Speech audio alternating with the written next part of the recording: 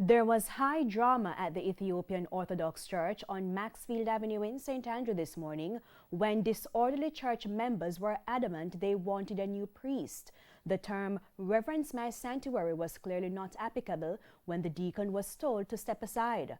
Kirk Wright has details of the brouhaha which forced the intervention of the police. The drama started after 7 in the morning with a demonstration at the church gates, followed by several walks around the church building, as members seemingly replicated the occasion at the wall of Jericho. Their demands was clear. The priest should pack his bags and go.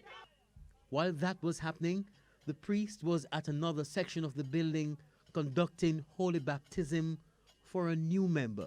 The baptismal service ended prematurely, and the chanting crowd trailed the priest into the church. The priest sat and listened intently to the mini sermon about him. He decided to move when he realized the congregation would not let up. The bakery and the tuck shop that has helped with income generation were closed down when he took over in 2014. Our utility bills are very high and we are in arrears most of the time. There is no effective property management.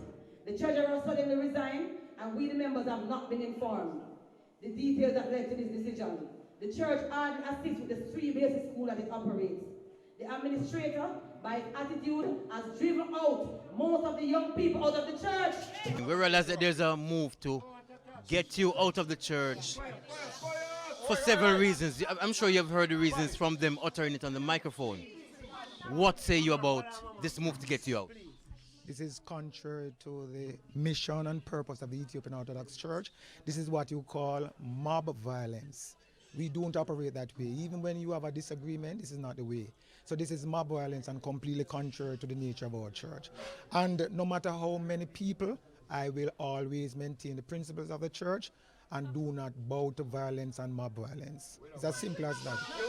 Okay, well, so let me ask you this question. The different things that you've heard them speak about as to the reasons why they're doing this, speak to those for me. The mismanagement of the church and so on. I will not speak to those reasons because we have church councils where things are discussed with civility, not in a mob violent time like this. So I won't speak to those things now. All I'm saying, what is being done is completely contrary to both laws of the country in terms of even how our citizens should behave, much less members of a church. So this is not something that I can speak to. After several hours, the priest left, accompanied by his deacon. The deacon returned later with the police to retrieve what he says were personal belongings. They also showed the cops court documents claiming their legitimacy. That led to a standoff, which almost turned ugly.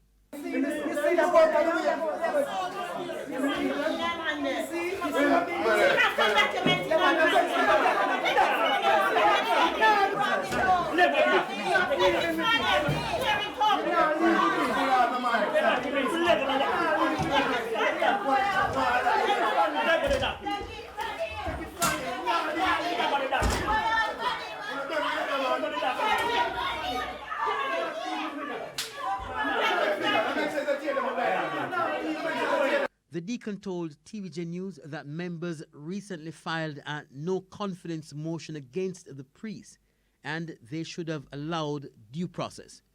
Kirk Wright, TVJ News.